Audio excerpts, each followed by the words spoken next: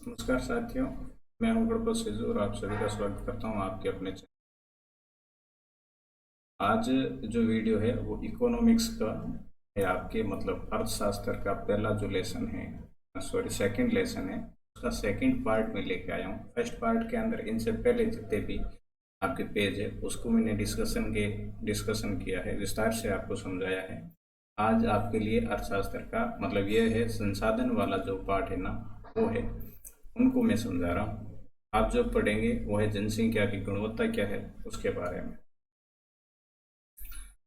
जनसंख्या की गुणवत्ता साक्षरता दर, जीवन प्रत्याशा से निरूपित व्यक्तियों के स्वास्थ्य एवं देश के लोगों द्वारा प्राप्त कौशल निर्माण पर निर्भर करती है।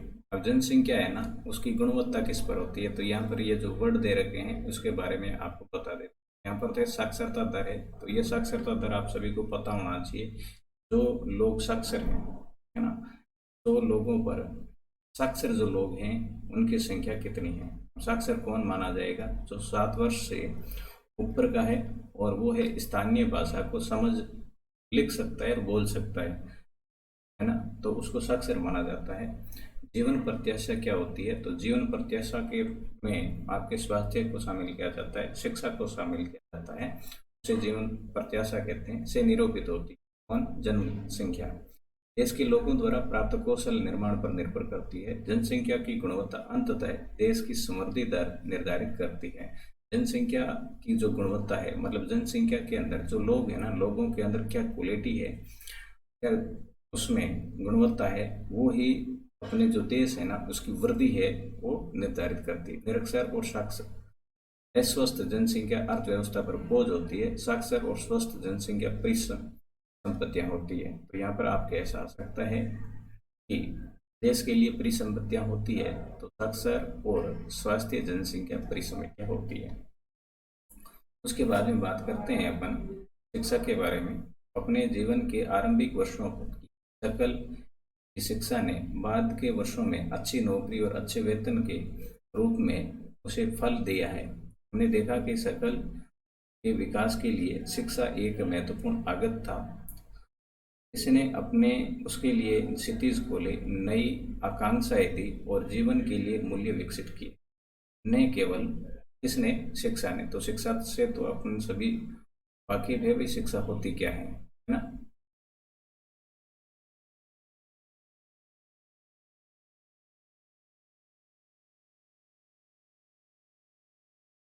सकल के लिए बल्कि समाज के विकास में भी शिक्षा का योगदान है।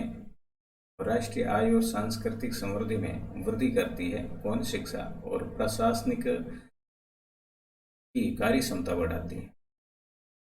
अब यहाँ पर कुछ आपके ये ब्लॉक्स में दे रखा है, वो क्या है देख लेता हूँ। व्यक्ति एक सकारात्मक परिसंपत्ति होती है। कौन व्यक्ति है? वो सकारात्मक परिसंपत्ति होती है और एक कीमती राष्ट्रीय संसाधन है। व्यक्ति ही, मानव ही क्या है, व्यक्ति कहो या मानव कहो, ये एक संसाधन है। कौन सा? राष्ट्रीय संसाधन है। कैसा? कीमती। कीमती राष्ट्रीय संसाधन है कौन? व्यक्ति।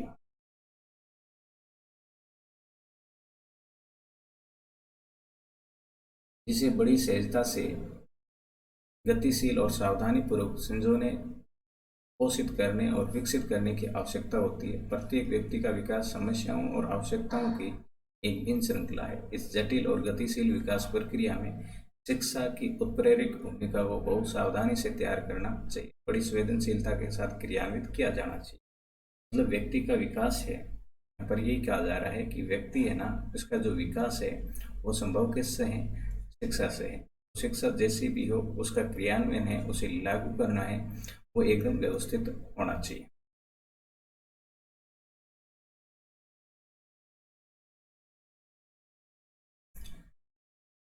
यहाँ आपके ये थोड़ा ग्राफ दे रखा है, उसको समझ लेते हैं क्या है क्या नहीं। कहाँ जा रहा है यार? चलो इस ग्राफ को देखते हैं। तो यहाँ पर ग्राफ आपके क्या है? भारतीय जनगणना 2001, श्रृंखला 1, भारतीय भारत पत्र 2001 और आर्थिक सर्वेक्षण 2012 के अनुसार भारत में जो साक्षरता दर है ना, वो कैसी है? तो यहाँ ये जो दे रखा है ये कलर है पुरुषों का है, पुरुष व्यक्ति का है टोटल, और यहाँ पर पुरुष है और यह महिला है। जैसे 51 के अंदर केवल 10% ही साक्षरता थी और पुरुष है वो 20% थे, टोटल साक्षरता 30 थी। और अब जाकर यदि अपन देखें 2011 में 80 प्लस है साक्षरता है, अब ऐसे 80 प्लस है और 76% है वो पुरुषों की है, और आपके यहाँ पर 66% के समथिंग है वो महिलाओं की साक्षरता है। यहाँ साक्षरता का ये आंकड़ा आ रहा है। तो यहाँ ग्राफ है तो धीरे धीरे क्या है, शिक्षा का स्तर क्या है वो बढ़ रहा है।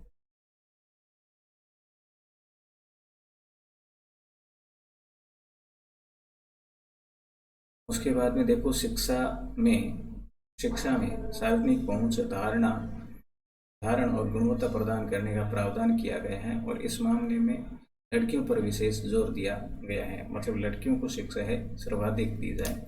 प्रत्येक जिले में नवोदय विद्यालय सभी समझते हो, कक्षा 8 के बाद में भी एग्जाम होता है, या आपने दिया नहीं होगा, और कक्षा 5 के बाद में भी एग्जाम होता है। ये 9वीं के एंट्री के लिए होता है, एडमिशन के लिए, 9th में एडमिशन के लिए, और ये है 6th के एडमिशन के लिए नवोदय विद्यालय में एंट्री एग्जाम होता है। प्रगति निर्धारक विद्यालयों की स्थापना की गई है, मतलब यहाँ पर जो विद्यालय होते हैं ये आवासीय विद्यालय होते हैं, और यहाँ पर बच्चों पर पूर्णतः ध्यान दिया जाता है, और प्रगतिशील बड़ी संख्या में हाई स्कूल के विद्यार्थियों को ज्ञान और कौशल से संबंधित व्यवसाय उपलब्ध करवाने के लिए व्यवसाय शाखाएं विकसित की गई हैं। शिक्षा पर योजना पहली पंचवर्षीय योजना में, पहली पंचवर्षीय 1951 से समझ लो आप, ये पंचवर्षीय योजना के 151 करोड़ रुपए से बढ़कर 11वीं जो पंचवर्षीय योजना है उसमें देखो 3766.90 करोड़ रुपए है शिक्षा पर लगाए गए। अब वैसे पंचवर्षीय योजना नहीं है, अब उसको बंद कर दिया गया। सकल घरेलू उत्पाद के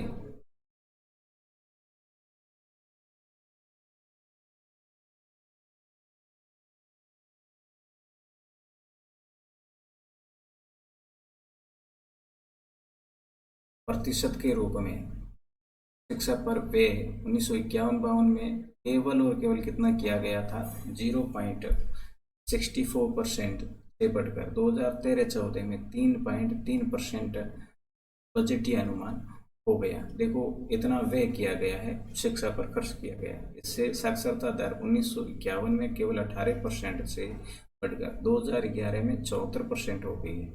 तो मतलब लाभ जरूर हुआ है। साक्षरता प्रत्येक नागरिक का न केवल अधिकार है, बल्कि ये नागरिकों द्वारा अपने कर्तव्यों का ठीक प्रकार से पालन करने एवं अपने अधिकारों का ठीक प्रकार से लाभ उठाने के लिए अनिवार्य भी है। या साक्षरता तथापि जनसंख्या के विभिन्न भागों के बीच व्यापक अंतर पाया जाता है।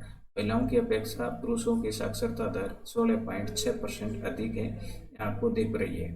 देखो पुरुषों की साक्षरता है वो कितनी है, यहाँ पर देखो साक्षरता दर है 74% है, परंतु पुरुषों की जो साक्षरता है वो 78 है, और महिलाओं की जो साक्षरता है आई थिंक 64 है, ऐसा कुछ है। ठीक है, भारत के लेवल पे बात करें तो, राजस्थान के लेवल पे नहीं। ग्रामीण क्षेत्रों की अपेक्षा नगरीय क्षेत्रों में साक्षरता दर करीब 16% अधिक है। देखो शहरी साक्षरता दर है वो अधिक है, और ग्रामीण साक्षरता दर है वो क्या है, कम है। 2011 में केरल के कुछ जिलों में साक्षरता दर 94% थी, जबकि बिहार में 62%। तो आप समझ सकते हैं केरल जो राज्य है ना उसमें साक्षरता दर सर्वाधिक है। ऐसा आ सकता है सर्वाधिक साक्षरता दर वाला राज्य कौन सा है, तो आपका केरल है। ठीक है, और यहाँ पर यदि बिहार की बात करें तो बिहार में सबसे कम है, 62% ही है, और अपने राजस्थान में 66 है। तो अपन सेकंड स्थान पे अपन ही है, सेकंड या थर्ड पे, पीछे से आगे से नहीं है। ठीक है ना। प्राथमिक स्कूल प्रणाली भारत के 5 लाख से भी अधिक गांव में फैली है। दुर्भाग्यवश स्कूली शिक्षा के इस विस्तार को शिक्षा के निम्न स्तर और पढ़ाई बीच में छोड़ने की उच्च दर ने कमजोर कर दिया है। मतलब बच्चे एडमिशन तो ले लेते हैं, 5वीं और 8वीं करने के बाद में स्कूल छोड़ देते हैं, इनसे भी साक्षरता दर है वो गिरती है, शिक्षा का स्तर गिरता है। 6 से 14 वर्ष आयु के वर्ग के सभी स्कूली बच्चों को 2010 तक प्राथमिक रिलेशन खूब लंबे लंबे हैं, छोटे छोटे पिछली बार वाले ठीक थे, पिछली बार ही था। तो यही शिक्षा प्रदान करने की दिशा में सर्व शिक्षा अभियान है, यह आपने देखा होगा, SSA के नाम से जाना जाता है। सर्व शिक्षा अभियान एक महत्वपूर्ण कदम है, इसके लिए 6 से 14 वर्ष के बच्चों के लिए कक्षा 1 से 8 के बीच में राज्य और स्थानीय सरकारों प्राथमिक शिक्षा सार्वभौमिक लक्ष्य को प्राप्त करने के लिए समुदाय की एक सहभागिता के साथ में केंद्रीय सरकार की एक समयबद्ध पहल है। इसके साथ ही प्राथमिक शिक्षा में नामांकन बढ़ाने के लिए सेतु पाठ्यक्रम और स्कूल लोटोस्फीयर, ये इम्पोर्टेंट है, ध्यान रखना। कौन सा है? एक तो सेतु पाठ्यक्रम है और एक स्कूल लोटोस्फीयर है।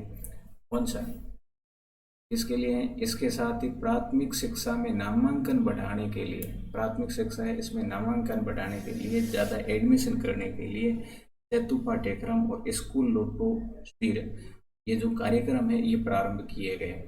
कक्षा में बच्चों की उपस्थिति को बढ़ावा देने, बच्चों के धारण और उनकी पोषण स्थिति में सुधार के लिए दोपहर के भोजन, मिड डे मील है, मध्याह्न भोजन है, उसको शुरू किया गया, योजना क्रियान्वित की जा रही है। आपको दोपहर के अंदर खाना खिलाते हैं ना, वो इन नीतियों से भारत में शिक्षित लोगों की संख्या में वृद्धि हो सकती है, क्योंकि बच्चों का आकर्षण है वो बढ़ेगा और बच्चे भूखे ही नहीं रहेंगे और उससे आकर्षित उनका रहेगा, पढ़ाई भी ढंग से करेंगे, फूल खा लेंगे, ज़्यादा खा लेंगे तो नींद भी ले लेंगे। चलो, 11वीं योजना में योजना अवधि के अंत तक उच्च शिक्षा में 18 से 23 वर्ष आयु वर्ग के नामांकन 15% की वृद्धि 2011-12 21% की 12वीं योजना तक करने का प्रयास किया गया। अब वैसे किया गया था, हुई नहीं।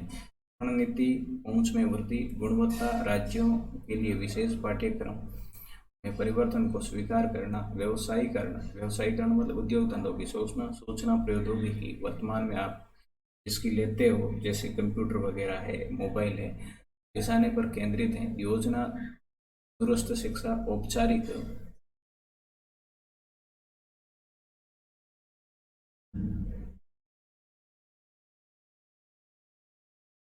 अनौपचारिक, दूरस्थ और संचार प्रौद्योगिकी शिक्षा देने वाले शिक्षण संस्थानों के अभिसरण पर भी केंद्र।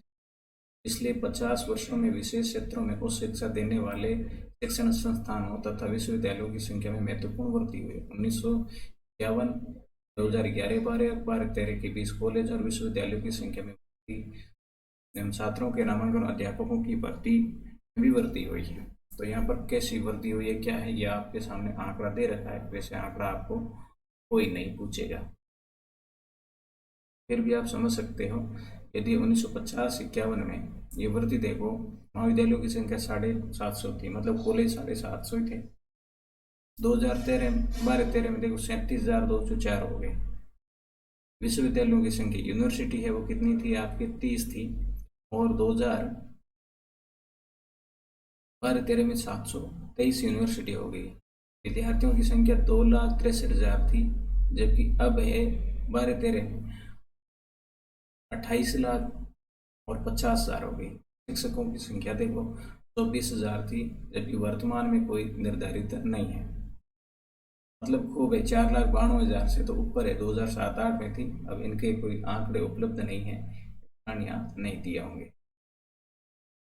अब जो स्वास्थ्य है अगले पार्ट में होगा। स्वास्थ्य के लिए पार्ट नंबर 3 बनाएंगे, क्योंकि अपन देखो इतिहास के जो पढ़े हैं ना, उसमें 5-5 पार्ट बनाने पड़े। छोटा वीडियो होता है तो देख भी पाते हो और समझाने में भी आसानी रहती है, थकान भी नहीं आती। ठीक है, तो ये वीडियो बस यहीं तक। सभी दोस्तों के साथ में इस वीडियो को शेयर करना और लाइक जरूर कर देना। मिलूंगा अगले वीडियो में, तब तक के लिए जय हिंद, वंदे मातरम।